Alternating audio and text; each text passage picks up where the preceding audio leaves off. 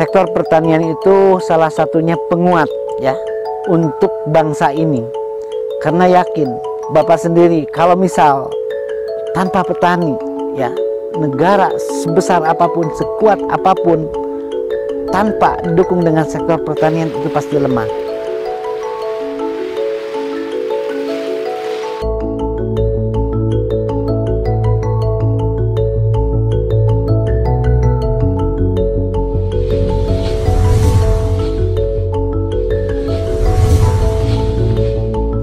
Assalamualaikum warahmatullahi wabarakatuh. Perkenalkan, nama saya Ulus Firmawan dari kelompok Tani Baby Friends Farmer Group Gapoktan Wargi Panggupai yang beralamat di Kampung Gandok, Desa Sunterjaya, Kecamatan Lembang, Kabupaten Bandung Barat, Jawa Barat.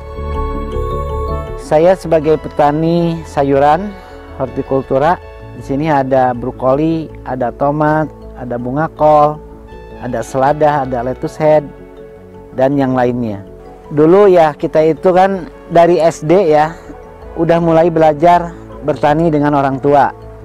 Nah awalnya sih kita lulus SD itu maunya ke SMP ya, tapi karena kemampuan orang tua mungkin saat itu nggak sanggup, jadi kita malah ke kursus menjahit. Setelah lulus menjahit ya, mendingan bertani aja. Dari situ kita tuh bertani lagi dan jual beli lah. Jadi barang-barang yang orang tua panen kita jualin gitu ya. Sampai-sampai di 93 kita itu udah masuk ke pasar induk Ramat Jati. Nah dari situ karena ya komoditasnya buncis ya dulu itu, buncisnya juga sampai-sampai nomor 1 lah di Kramat Jati itu. Kita itu berangkat jam 6 sore, datang jam 12 malam karena nggak ada tol kan waktu itu ya, masih jalan Subang, tapi konsumen udah nunggu di sana karena kualitas. Nah dari situlah kita percaya gimana sih caranya kita supaya punya produk-produk berkualitas, karena kalau kita produknya berkualitas siapapun itu pasti nunggu. Alhamdulillah salah satunya tip untuk kita bisa nembus pasar, baik itu pasar modern seperti supermarket atau pasar ekspor, ya kita harus menjaga kualitas. Itu yang terutama, kualitas dan kontinuitas, karena pasar-pasar modern itu tidak bisa menerima sayuran yang tidak kontinu dan tidak berkualitas. Jadi gimana caranya kita budidayanya harus menghasilkan produk-produk yang berkualitas. Satu, rendah residu pestisida. Jadi kita itu tidak menggunakan atau tidak banyak menggunakan pestisida kimia atau pupuk kimia. Jadi lebih ke pupuk organik. Itu yang harus kita pahami. Kenapa? Karena di situ ya persaingan juga sangat ketat, apalagi untuk menembus pasar ekspor. Contoh kalau kita kirim ke Singapura aja, setiap hari itu pasti ada pengecekan residu. Jadi kalau misalnya melebihi ambang batas yang ditentukan oleh orang Singapura, itu langsung di backlist, di pita merah, dan itu tidak bisa dipasarkan. Nah makanya kita harus bikin SOP-nya seperti apa, ya harus mengacu ke SOP. Nah alhamdulillah kita juga di 2014 itu udah tembus ke pasar ekspor untuk Singapura, dan dapat penghargaan juga dari Kementerian Pertanian komoditas yang berdaya saing. Itu baby buncis ya, yang waktu di 2014, 2015 sampai 2016. Nah, di 2017 kita dapat penghargaan dari FAO ya, pangan. Kenapa sih kita dapat penghargaan dari FAO? Karena kita budidayanya yang ramah lingkungan. Salah satunya itu, jadi kita itu sangat peduli terhadap lingkungan dan tanah yang kita garap itu, karena mikirnya gini, kalau kita misalnya pakai kimia terus, anak cucu kita mungkin kedepannya tidak akan bisa bertani lagi. Kenapa? Karena semuanya juga paham dan tahu kalau kebanyakan pakai kimia, otomatis tanah itu nggak subur lagi, malah jadi tandus. Nah kita memberdayakan khususnya petani-petani di anggota Gapoktan dan sekitarnya yang datang ke kebun, kita edukasi dengan pemakaian pupuk organik. Kenapa? Karena kalau pupuk organik itu semakin lama tanah pasti semakin subur, dan insya Allah anak cucu kita juga bisa menikmati lahan kita itu nanti untuk kedepannya makin subur. Seperti itu.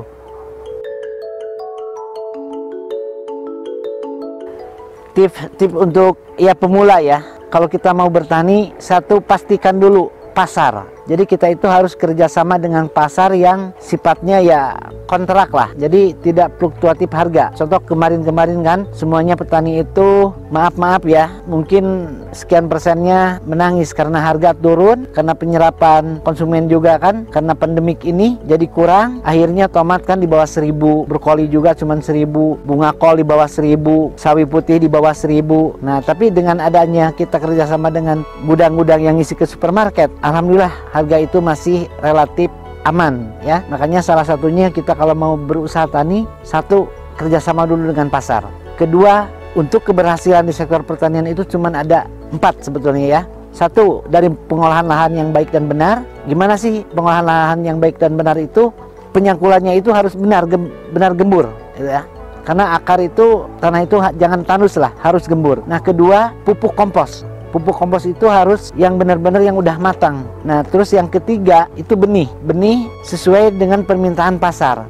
Jadi kalau misalnya pasar supermarket mintanya tomat yang lonjong, ya kita tanam yang lonjong, jangan yang bulat seperti itu. Atau misal ada brokoli kan, brokoli jenis bejo, ya kita tanam yang bejo gitu.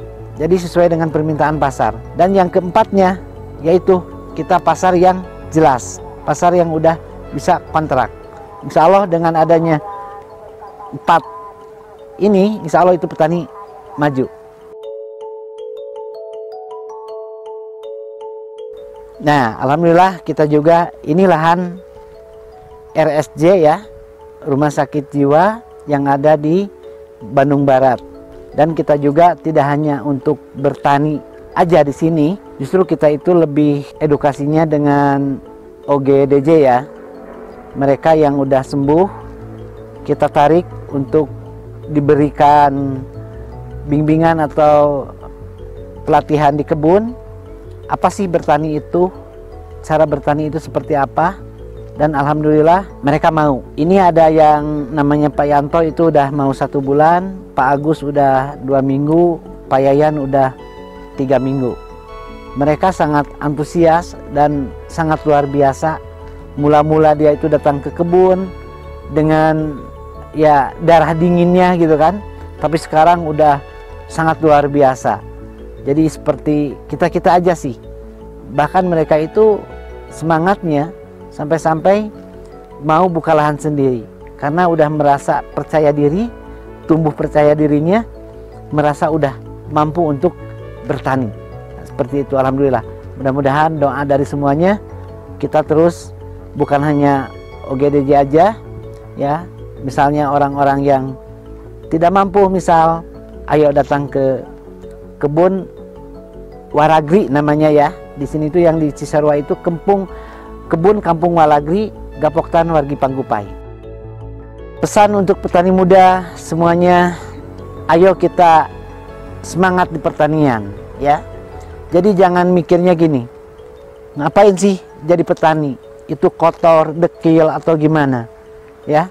Justru sektor pertanian banyak hal yang bisa dilakukan, bukan hanya bertaninya saja, justru bantu orang-orang tua kita atau petani-petani kita yang udah ada untuk pemasarannya. Karena anak-anak muda ini sangat cerdas, apalagi di era digital ya, menuju 4.0 ini ya, anak-anak muda lah yang harus giat untuk memasarkan. Karena persaingan di digital itu nggak mungkin kan, contoh bapak lah, mungkin ya kurang ya itu untuk di digitalnya ini. Ayo anak-anak muda, ayo bikin startup baru. Dan untuk ekspor juga kan sekarang ini banyaknya ya via website ya itu, atau online. Nah itu coba kembangkan itu, jangan malu, karena ya sektor pertanian sektor yang nggak akan pernah mati. Selama manusia di muka bumi ini hidup, insya Allah sektor pertanian juga itu terus berjalan. Terima kasih sudah menonton video ini. Salam buat semuanya, salam buat petani. Insya Allah petani sejahtera, pertanian Indonesia lebih maju.